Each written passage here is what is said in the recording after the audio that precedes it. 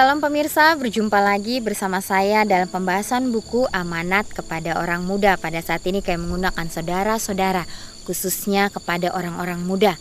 Ya, baiklah kita berkumpul untuk mendengarkan akan nasihat firman Tuhan pada saat ini. Jika pemirsa mempunyai buku seperti ini, kita bisa mengambilnya dan kita buka di pasalnya yang ke-83 dan pasalnya yang ke-84. Ya. Judulnya mempelajari Alkitab dengan usaha yang tekun. Bahwa kamu menyelidiki akan Alkitab karena pada sangkamu boleh kamu mendapat hidup yang kekal dari dalamnya. Menyelidiki berarti mencari sesuatu yang hilang dengan rajin. Carilah perintah-perintah yang tersembunyi di dalam perkataan Tuhan. Engkau tidak mampu berbuat sesuatu tanpa perintah itu. Pelajarilah kalimat-kalimat yang agak sulit dan bandingkanlah satu ayat dengan ayat yang lain. Maka engkau akan melihat bahwa Alkitab itulah kunci yang membuka Alkitab.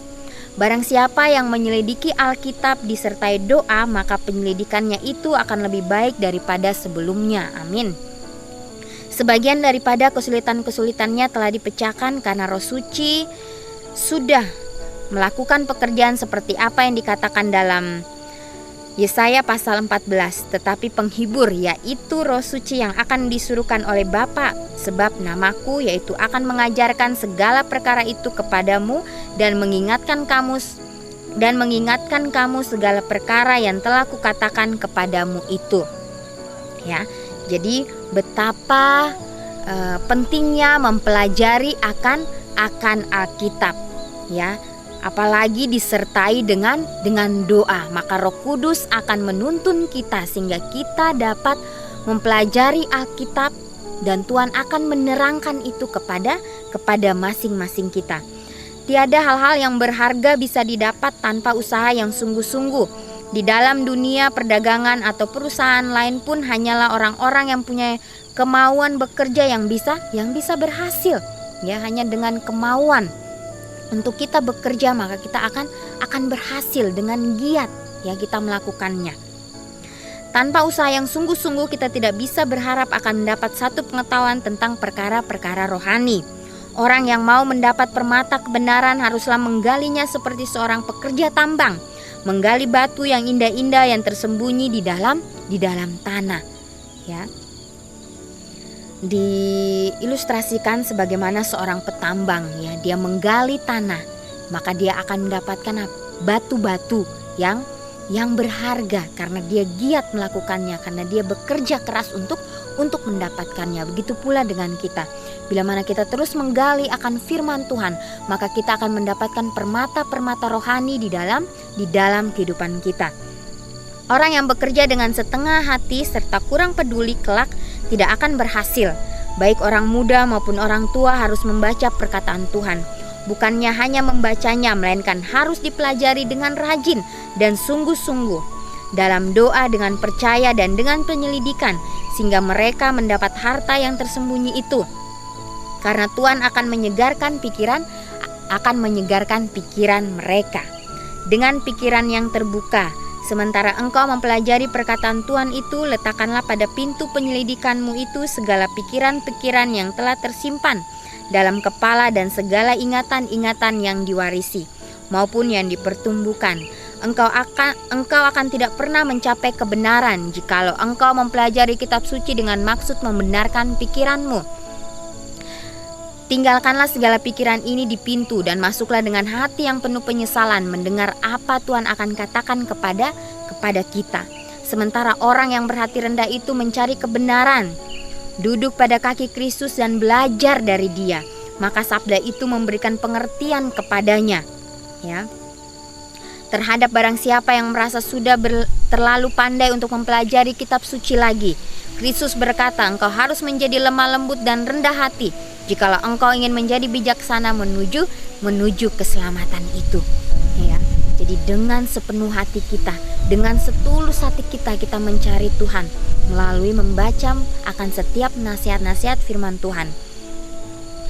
Janganlah baca firman Tuhan itu dalam rangka pikiran-pikiranmu sendiri, melainkan selidikilah Ia dengan teliti dan dalam doa, disertai pikiran yang tiada bercampur prasangka.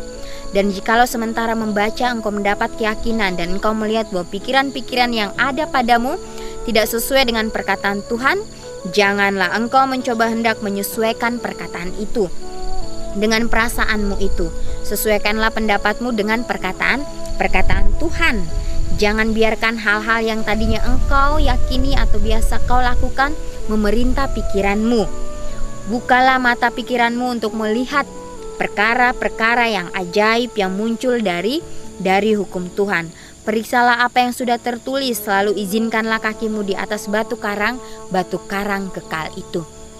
Ia melangkah bersama-sama dengan Yesus, batu karang itu. Pengetahuan tentang kehendak Tuhan. Keselamatan kita tergantung atas pengetahuan kita terhadap kehendak Tuhan sebagaimana tertulis di dalam sabdanya. Janganlah berhenti memohon dan mencari kebenaran. Engkau perlu mengetahui kewajibanmu. Engkau perlu tahu apa engkau harus lakukan supaya engkau bisa diselamatkan. Kehendak Tuhan ialah supaya engkau tahu apa telah dikatakannya kepadamu, tetapi engkau mesti menggunakan percayamu. Sementara engkau menyelidiki Alkitab, engkau harus percaya bahwa Tuhan itu ada, dan lagi Tuhan itu memberi pahala bagi orang yang mencari Dia dengan rajin. Oh, selidikilah Alkitab itu dengan hati yang lapar terhadap makanan rohani. Galilah perkataan itu sebagai seorang pekerja tambang menggali ke dalam tanah untuk mencari lapisan-lapisan yang mengandung emas. Jangan berhenti menyelidiki sampai engkau sudah mengetahui perhubunganmu dengan Tuhan dan kehendaknya mengenai engkau. Jadi jangan bosan-bosan kita mencari Tuhan kita. Jangan pernah kita bermalas-malasan. Biarlah kita menjadi orang yang terus bersemangat, terus rajin untuk menyelidiki kitab suci. Ya, tapi jangan hanya terus kita menyelidiki, tetapi kita tidak melakukannya. Ya, biarlah pada saat kita membaca, kita praktekkan itu di dalam kehidupan kita sehari-hari sehingga semuanya seimbang. Ya, mempelajari Alkitab dengan rasa hormat. Kita mempelajari Alkitab itu haruslah dengan rasa hormat, ya. Penuh perasaan bahwa kita sedang berada di hadapan hadirat Tuhan. Segala kesia-siaan dan senda gurau harus dikesampingkan. Sebagian dari kitab suci itu ada yang mudah dimengerti, dan arti dari sebagian lagi dengan tepat ada yang tidak begitu mudah dimengerti. Haruslah dipupuk kesabaran untuk meneliti dan merenungkannya dalam doa yang sungguh-sungguh. Setiap pelajar, sementara mereka mempelajari kitab suci, haruslah meminta penerangan dari Roh Suci, dan janji itu adalah janji yang pasti bahwa terang itu akan diberikan. Roh dalam mana engkau mengadakan penyelidikan kitab suci, itulah yang menentukan ciri-ciri penolong yang ada pada sisimu. Malaikat-malaikat dari dunia terang itu akan beserta dengan orang yang dengan rendah hati mencari pimpinan Tuhan. Tetapi jikalau kitab suci dibuka dengan rasa kurang hormat dan diiringi perasaan sudah cukup pintar dan hati dipenuhi dengan prasangka, maka setan berdiri di sisimu. Lalu ia akan memutarbalikkan perkataan Tuhan yang sederhana itu. Jadi kita harus berhati-hati. Ya, kita harus mempunyai sikap yang hormat pada saat kita mempelajari nasihat firman Tuhan. Ya. Karena bila mana kita lalai, ya, maka setan akan berada di sebelah kita untuk memutarbalikkan setiap perkataan-perkataan Tuhan yang sederhana. Ya. Biarlah kita jadikan Alkitab kita sebagai senjata kita. Ya.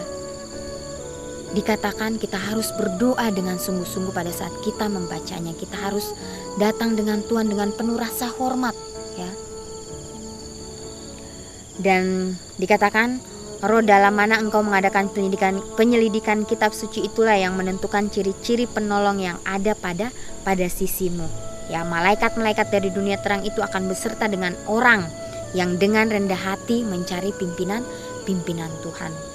Jadi biarlah kita boleh menjadi orang-orang yang punya roh kerendahan hati itu, sehingga Tuhan dapat menuntun kita, sehingga kita boleh diberikan penjelasan-penjelasan, sehingga kita boleh mengerti betul akan setiap nasihat-nasihat firman Tuhan, kata demi kata kita boleh cerna itu, sehingga itu dapat membuat iman kita lebih teguh lagi, ya. Dan biarlah pada saat kita membaca juga jangan kita mengandalkan diri kita, baiklah kita mengandalkan Tuhan kita. Upah mempelajari Alkitab dengan rajin. Usaha untuk mencari kebenaran itu selalu mendatangkan pahala bagi orang yang selalu mencarinya. Dan tiap kali penemuan akan membuka lapangan-lapangan yang lebih berkelimpahan buat penyelidikannya. Manusia diubah sesuai dengan apa yang mereka pikirkan. Jikalau pikiran-pikiran dan urusan-urusan yang biasa saja memenuhi perhatiannya, maka orang itu akan menjadi orang biasa saja. Jikalau ia terlalu lalai buat memperoleh sesuatu, bahkan pengertiannya dangkal mengenai kebenaran Tuhan, sehingga ia tidak akan menerima berkat-berkat yang limpah yang Tuhan berkenan mencurahkan ke atasnya. Inilah satu undang-undang pikiran, bahwa pikiran itu akan menjadi sempit atau menjadi luas sesuai dengan ukuran hal-hal yang dia ketahui. Kuasa pikiran tentu saja disempitkannya, serta kehilangan daya untuk menyelami makna sabda Tuhan yang amat dalam, kecuali jika pikiran itu tetap teguh menyelidiki kebenaran. Pandangan pikiran itu akan bertambah luas jikalau dipakai dalam penyelidikan sehubungan dengan pokok-pokok ajaran yang terdapat dalam Alkitab, serta membandingkan ayat dengan ayat, perkara rohani dengan perkara rohani. Galilah lebih dalam, ya, segala kekayaan harta pikiran yang paling besar sedang menunggu orang yang mencari dengan pandai dan rajin.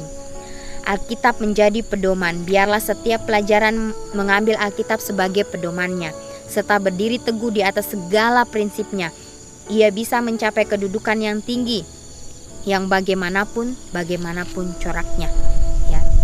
Jadi di sini bila mana kita terus mempelajari akan Alkitab, maka kita akan mendapatkan suatu berkat yang sangat luar biasa di dalam kehidupan kita. Ya, galilah lebih dalam segala kekayaan harta pikiran yang paling besar.